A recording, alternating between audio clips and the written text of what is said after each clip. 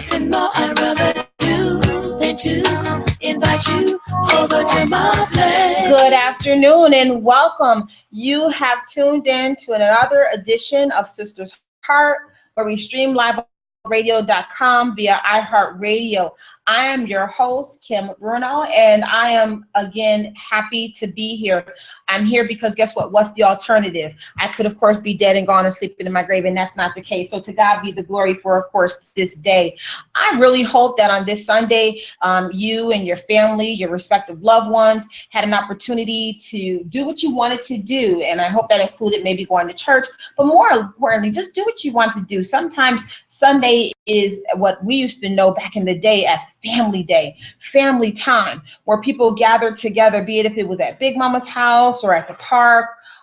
This time of the year, the weather is really nice. Sit out, have a little picnic, go down to the pier, and, don't allow what's going on around us as far as, all of the violence to get us off of that. Okay, grandmama passed away. Don't get off of that. Somebody raise up, step to the next level and become, that big mama, that one that's going to keep the tradition. So hopefully you guys have an opportunity to do that.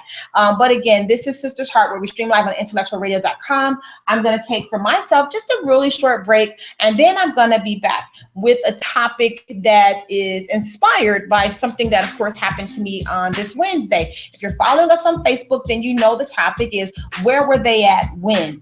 And I promise you guys, I may be a little out of character on this one because it really is just straight to the heart. But nevertheless, I'm still going to be real. We'll be right back, and stay tuned.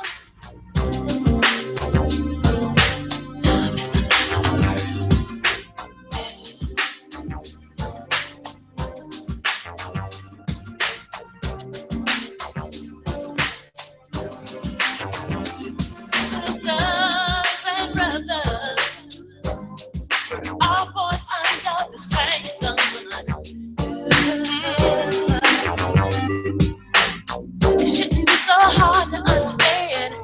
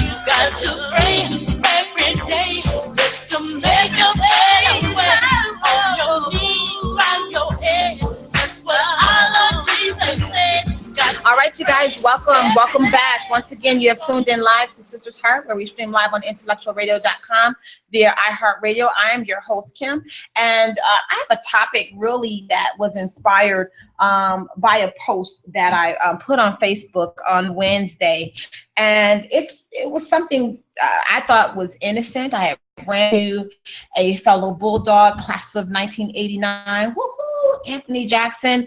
And, you know, I love to capture the moment. I have my little selfie stick, and I enjoy snapping up pictures. I did that all day yesterday when I was hanging out with the Kings Club, as a matter of fact. So nevertheless, it's all about living, and it's taking the moments that we're given, because that's all we're really ever going to get, are just some moments in time, and it's maximizing it, it's capturing it, it's enjoying it, it's appreciating it, it's taking it in. And that picture in my mind, and I shared it on my post, was a picture that my other fellow Bulldogs could see, and of course enjoy that moment just as much as Anthony and I did running into each other. Now, let me just say this. Anthony is a gentleman that's been married for 20 plus years. He's a happily married man, loves his wife, and his standing, his standard, and his character is never going to be called into question as far as I'm concerned. He's never been out of place. He's never been out of character. He's never ever showed himself to be anything other than can appreciate that and respect it. So needless to say, I put a post out there with myself. It's a picture. It's a nice picture. If you're my friend on Facebook, you've seen it. Just got my hair done. So I really felt like I was slaying it, right? But that was me and myself, had nothing to do with him. So put the picture out there, and needless to say, I was attacked. And when I say attacked, hey Mello, when I say that I was attacked,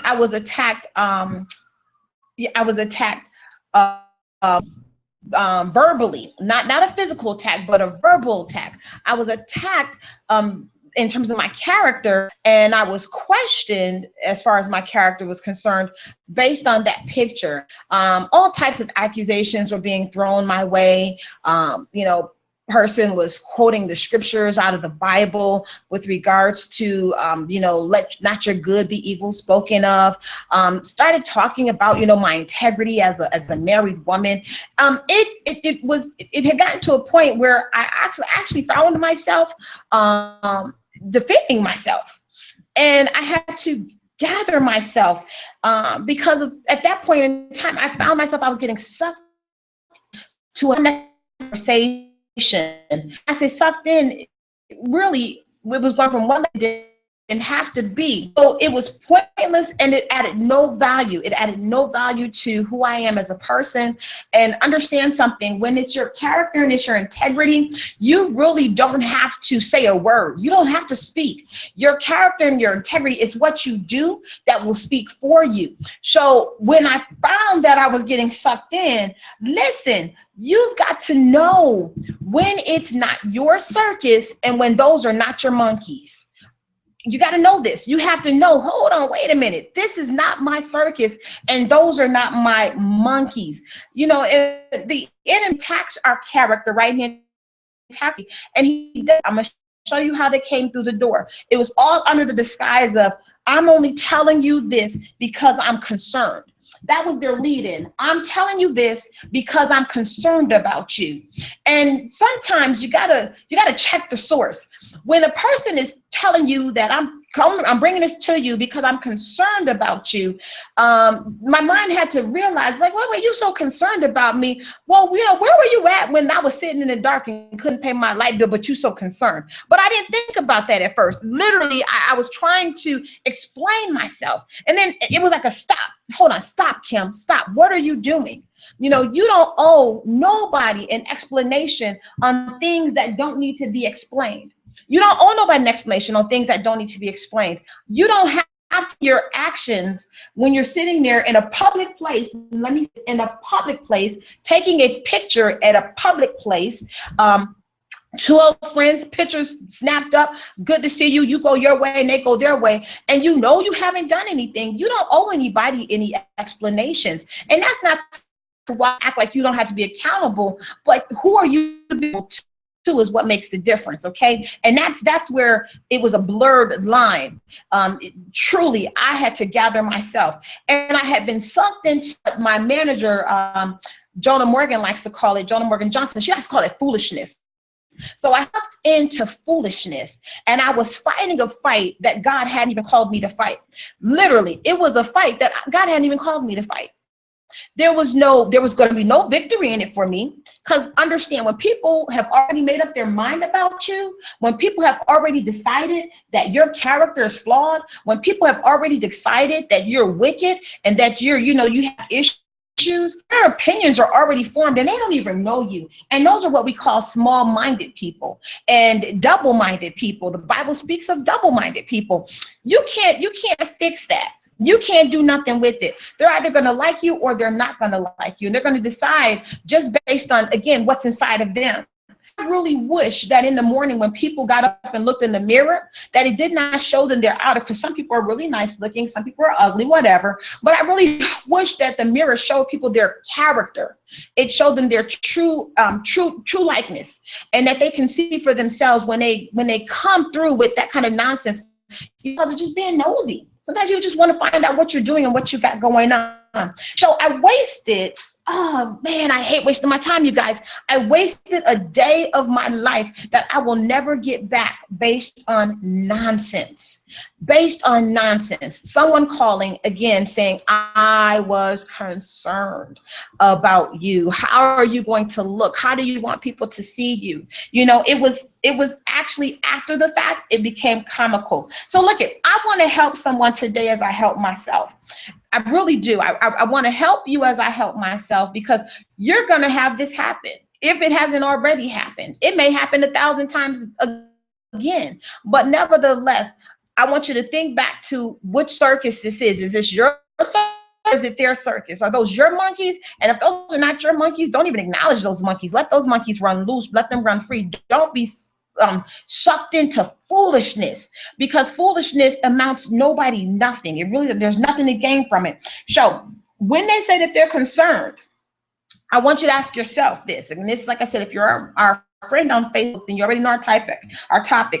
I want you to ask yourself, where were they at, and then put a question mark in there, when? Where were they at when? Because I have gone through some things, you guys, for this past year that really I should have lost my mind if the enemy had his way. I had gone through some things this year, had people put their mouths on me and their words were true, then I shouldn't be where I'm at today. And when I tell you, I look at how I was getting upset and offended. Now, this is how they get us. They drag us into this. I was getting upset and I was getting offended by non-factors that don't even know me. They were bearing false witnesses against me. They weren't anointed. They were just being nosy. People would want to say how they just discern something. No, you didn't discern anything. You're just being nosy. Because if you can discern me, quote unquote, being out there, then you should definitely be able to discern when I need you to pray for me.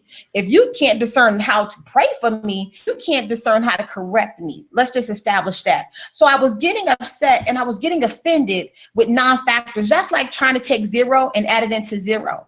You're going to wind up with nothing. There's nothing to gather from that. 0 is going to always be 0. So these were non-factors. And let me just say this also, when the person approached me with their concern, be careful when people come your way, but they can never really tell you who said what about you, and they can't really tell you what they said about you, other than the fact that they're quote unquote concerned. So when they're more concerned with your character on Facebook, because remember, this was on Facebook. It was a picture on Facebook. When they're more concerned about their character on Facebook than they are with their own character in real life. Listen to me, in real life. So my picture can cause my character to be called into question, but how you're living in real life can't be called into question. Your character can't be called into question. We know the people. We have them. They live around us. They're your neighbor. They're your sister. They're your brother. Your cousin. You understand? We always want to take a self-righteous stance against what you're doing or what they assume that you're doing. And then they don't want to clean up their own house. Well, here's the catch. When you clean up your house, you better make sure you throw out your own garbage. Because if you're at my house trying to clean up my house, you're going to miss what I got going on over here trying to be nosy. You're going to miss something over at your own place. But we have those people, and we know that. And I'm like, you know what? I'm going to take myself a quick break. I'm going to get myself some water. So I'm saying a lot. As you can tell, I'm passionate about this because it blew my mind that my character was called into question on Facebook when your character in real life is raggedy. So listen, this is Kim. You've tuned in to Sister's Heart on IntellectualRadio.com via iHeartRadio. Oh, I'm going to feed your brain today. I promise you. We'll be right back.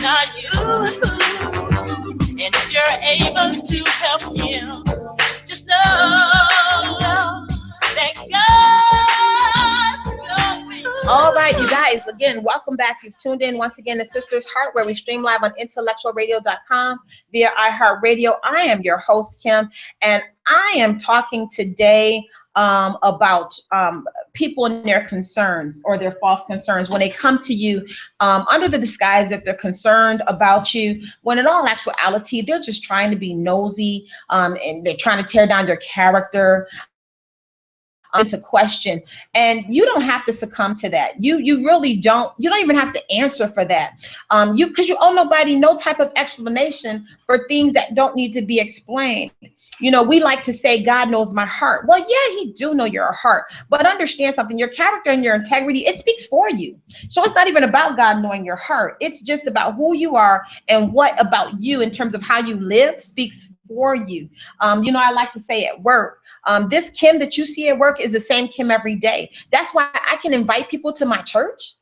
Promise you, I put an invitation out there all the time. Why? Because Kim is just Kim. I'm not trying to pretend to be something that I'm not. So when I had my integrity and my character called into question about a picture, that's what led to this particular topic today, you guys. Where were they at? So often we are so consumed with people's ideals, thoughts, and opinions of us.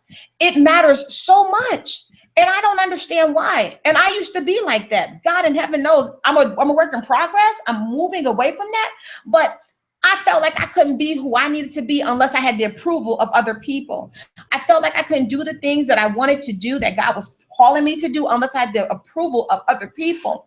And my hope and prayer is that we are delivered from the opinions and the approvals of people, because guess what? It's God's will that's sovereign. It's not people. You know, I don't care what your title is. I don't care how much money you have in the bank. You are not sovereign. When you die, that's not going with you. None of it. And get this one, when you die, you're not coming up until Christ call you up. So we got to get out of the fact that people are so important, that what they say about us and what they think about us hinges on who we are as people. And get this one, I'm not calling nobody Satan. However, we know that Satan is an accuser of the brethren. He uses people to attack people. And it was people that went on Facebook and attacked me. It was ridiculous. And I'm thinking to myself, while you're going out there liking or looking at this picture, while you're there, why don't you look at one of those motivational posts I put out there and like that? Comment on that. So quick to look at something that they assume that's negative and run with it, but can't support nothing that's positive. And before me, you guys, if you are friends on IntellectualRadio.com, I'm going to put this plug out there. Like us on Facebook, like us, period, and you can actually see the lineup. But the show before me was, we're going to stop talking about the problems and actually start focusing on solutions. And part of the problem is we're just doing too much talking. That's part of the problem. It's just too much talking and no solutions. We're too busy hating on one another. We're too busy trying to find fault in each other. And if I have some faults and if I have some ways that need to be corrected, then help me. Don't get together with your little clique and decide that all of a sudden you guys know that I'm on my way to hell. Really? How does that work? Because I have not yet figured it out. So when you guys get the solution, come and let me know. But Satan is the accuser of the brethren. He accuses us on every hand, and he uses people. When will people realize that they're being used? Only person I want to use me is God. I don't want to be the mouth that causes someone to stumble. I don't want to be the mouth. I don't want my mouth to do it. I don't want to be the one that causes someone to be discouraged. I don't want to do that. I don't want to be the one that causes someone to lose hope. I don't want to be that person. That's not who I want to be. That doesn't say anything about my character. My character doesn't even look like that. I will give you my last and literally be sitting there in the dark, practically about to be kicked out of my house because I haven't paid my mortgage, trying to help you stay in your house. That's the kind of Kim that I am. It just amazes me how we will be attacked by each other. People. And, can I say this? A lot of it is from church folks.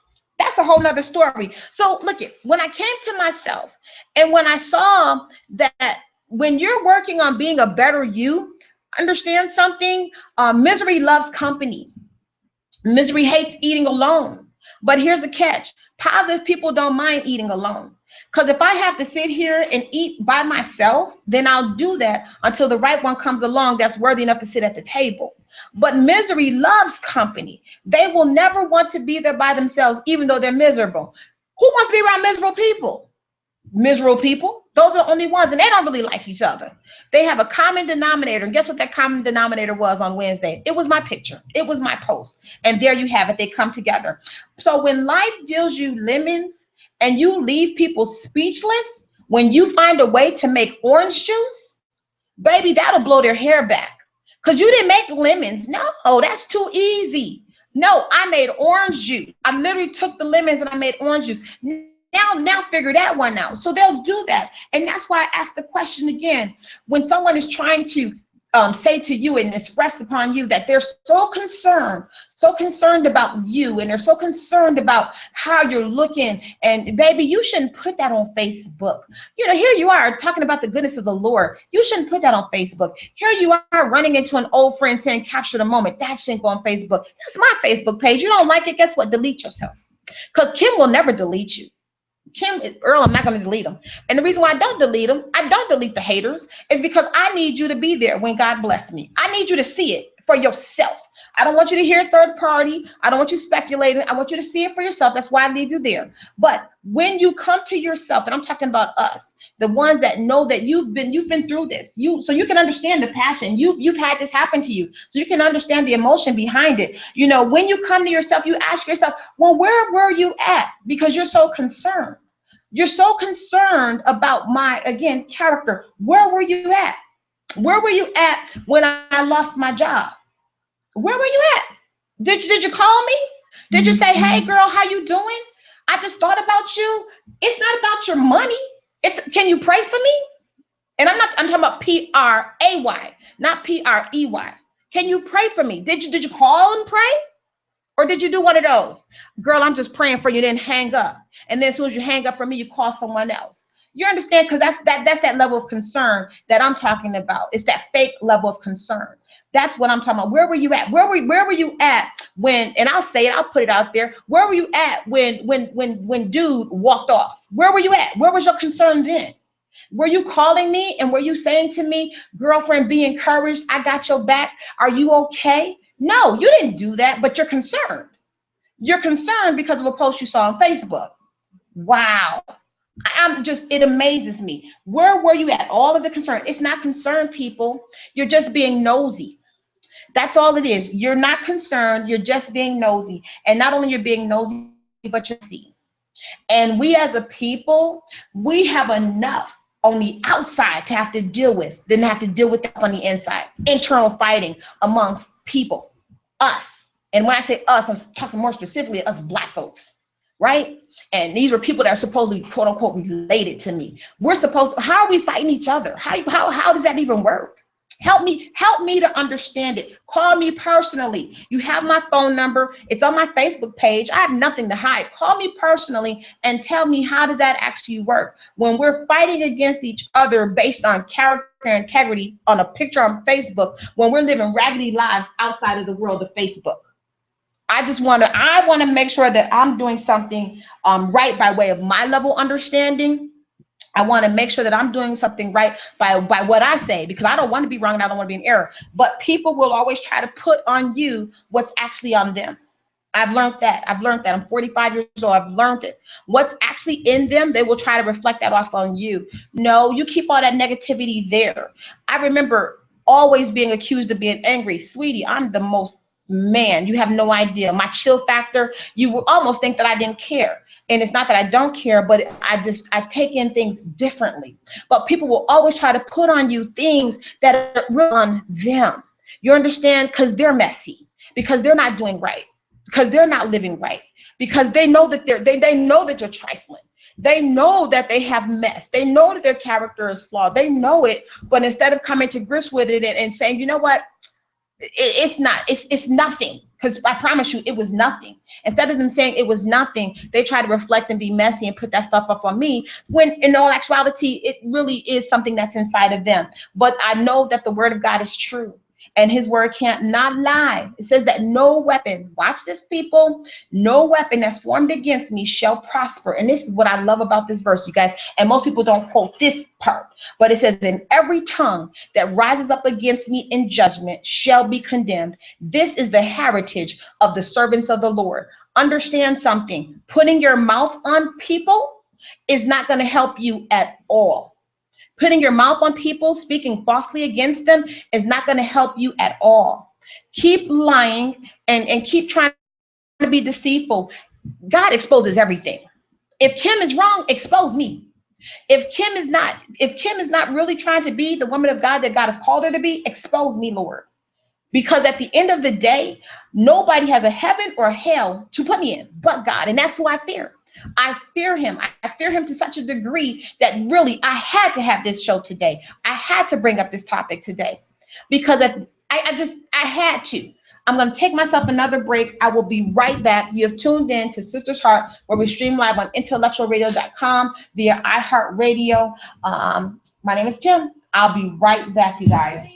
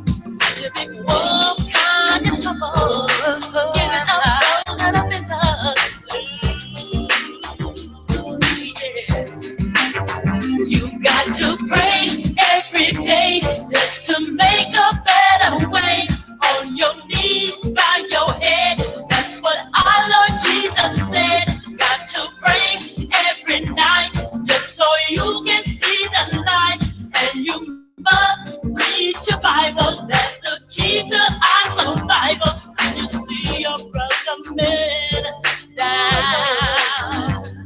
All right, you guys, once again, you have tuned in live to Sisters Heart, where we stream live on IntellectualRadio.com via iHeartRadio. I am your host, Kim, and if you are a friend on Facebook, then you already know what our topic is today. I was asking the question of where were they at? And it stemmed from a picture that I posted on Facebook on Wednesday that caused me to be verbally attacked. My character was attacked, my integrity was attacked, and it was all based on the picture.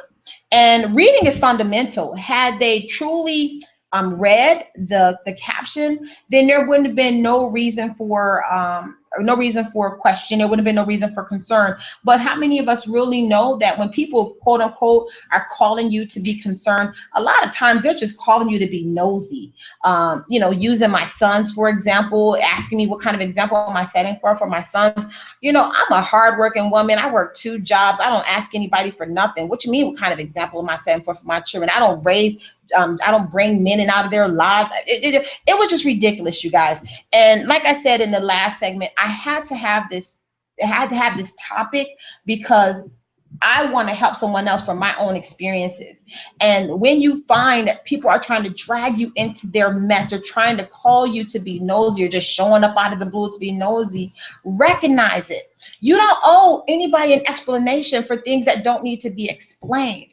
And like I said, a lot of times they're just calling to be nosy, wanting to know who that man was. Well, that man is just somebody that I've known for years ago. You understand that situation? Oh, well, you just happened to see me come out of that store because I was just shopping. Whatever your situation is, if there's no explanation needed, you don't have to give one.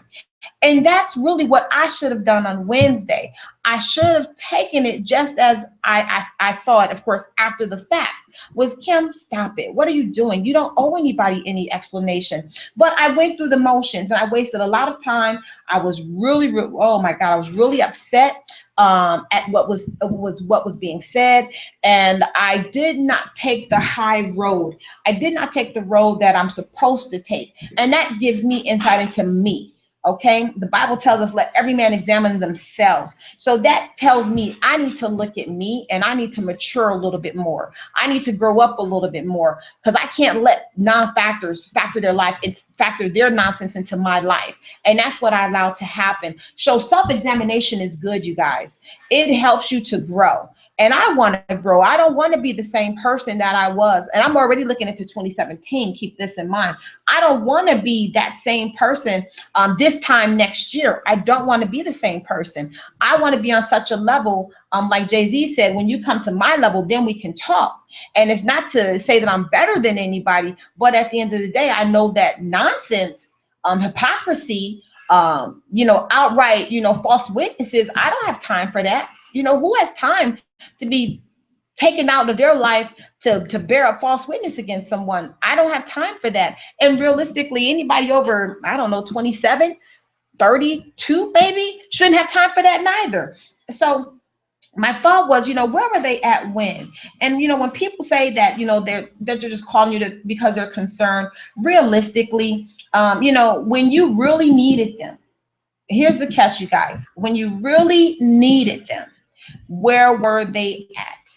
When they say that they're just calling you out of concern, when you couldn't carry yourself, where were they at? Where you couldn't find them. When you didn't even know how to pray for yourself, truly, where were they at? Now that's showing me how much you are concerned about me. Where were you really at? Where were you at?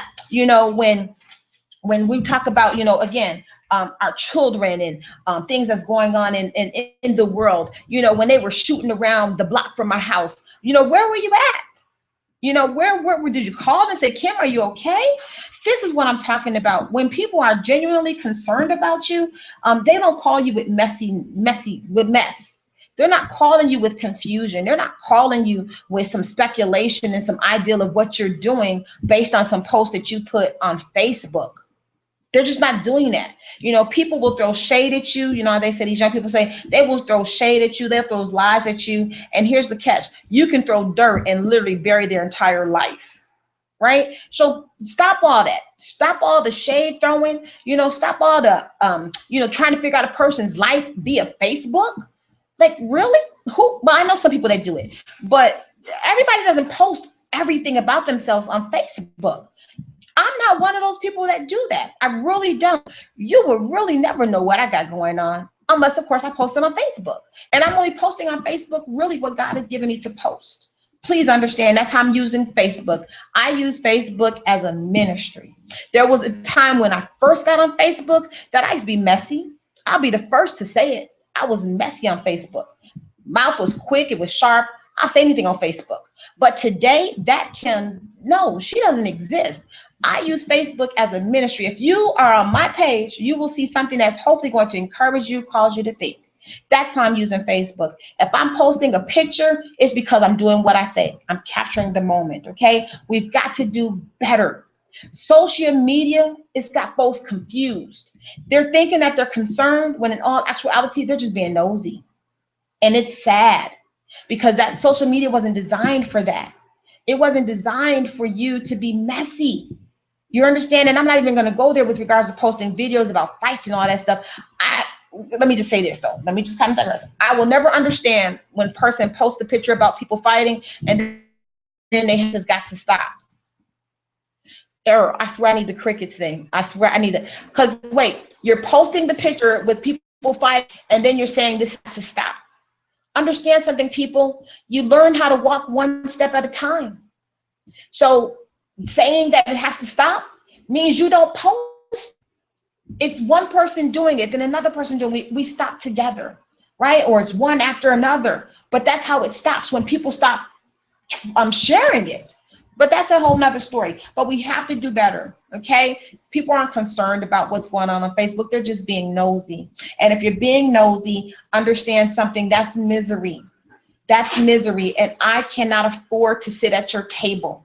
I don't want to sit at your table because it's too high of a price when I think of the time, effort, and energy that goes into trying to explain yourself to people that don't do anything for you. You haven't paid not one bill with their opinion. You haven't paid not one mortgage note with their level of concern. You haven't done no car insurance, no nothing, no groceries in the house, nothing with where they're at and their concern for you. So how do we get past it? How do we get past it? How do we move to the next level? We move to the next level when we say it's not our circus, it's not our monkeys, and I just don't have time for it. That's how we do it. I'm going to take my last break, then I'm going to come right back, okay, you guys, with some announcements. Again, this is Sisters Heart, where we stream live on IntellectualRadio.com via iHeartRadio. I am your host, Kim, and we'll be right back.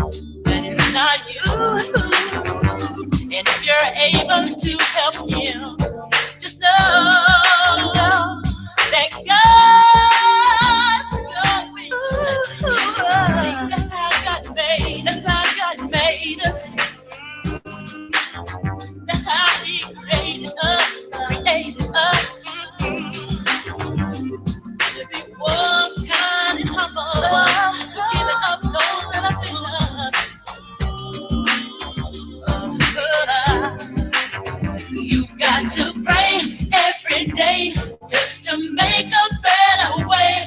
On your knees, bow your head.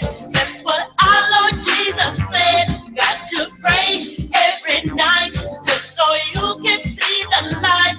And you must read your Bible. That's the key to our survival.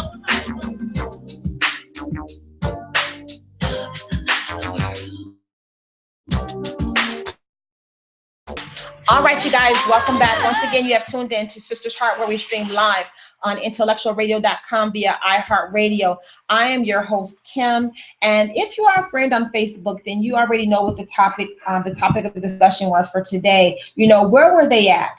And it stemmed from, again, it was motivated by a text that I had received, several texts on Wednesday from a picture that I posted on Facebook.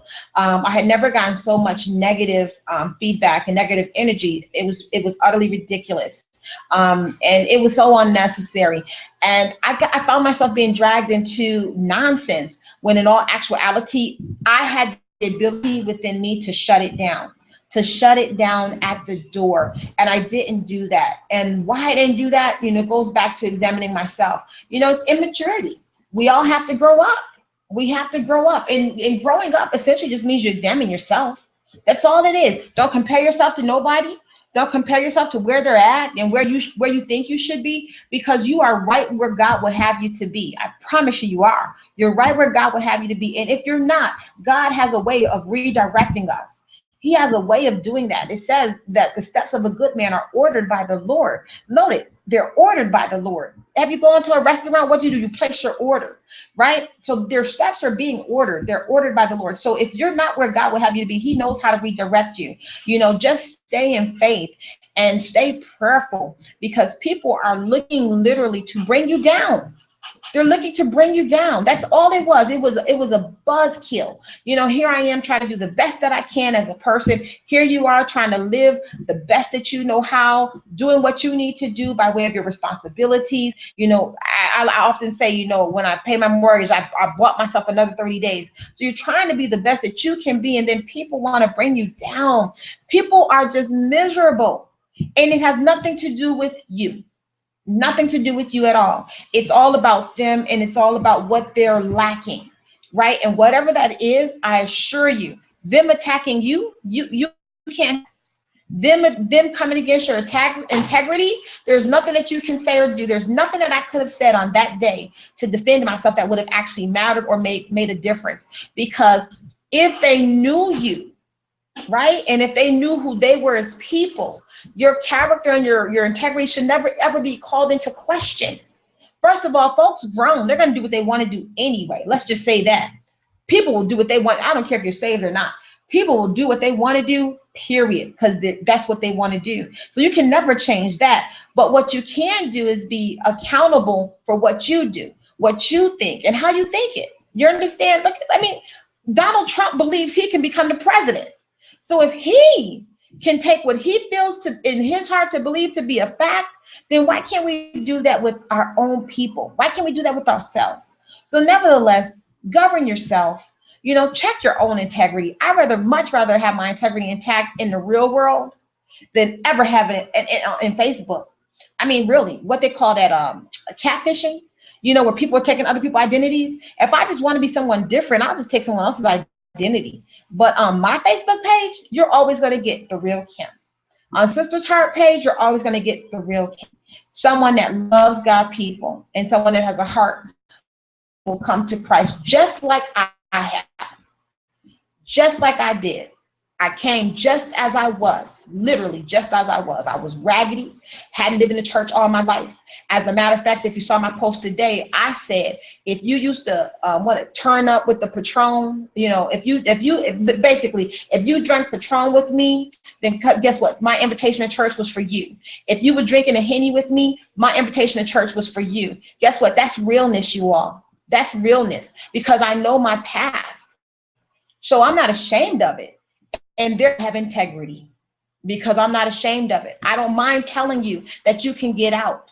I don't mind telling you that, guess what? God is able to turn any situation around. That's my integrity. It speaks for me, because I'm not just talking the talk, but I'm walking the walk. And that's what makes the difference, regardless of a picture that you may see on Facebook. That's what makes the difference. So again, God bless you. Hopefully you got something out of it. Again, this is Sister's Heart, where we stream live on IntellectualRadio.com. I am your host, Kim. I see our other guests are coming in. So I'm going to be wrapping up. I want to say to my sister, Wanda, who just welcomed into the family I think this is her second grandbaby, maybe a third, beautiful baby, Azrael Mackay. God bless you, young man. Welcome to the family. Little beautiful baby. Can't wait to see him. And then I want to say to my cousin Tim on the loss of his 19-year-old son on his way to Virginia Beach. Died instantly at the scene. Condolences to you, this is my father's brother's son. Condolences to you and your family. And then I want to say to the Kim's Club, I had a blast with you guys yesterday. I wait to see you all again. You all encourage me so much. You have no idea. I appreciate you. That's all I can say. And then like us on Sister's Heart, for daily encouragement, for support, we do it all. We are our sister's keeper, and I really believe that if we change the heart of them, we'll change the heart of the world. Again, I'm your host, Kim, and I appreciate you, and God bless you. Until next week, see you then. Thanks, Carol.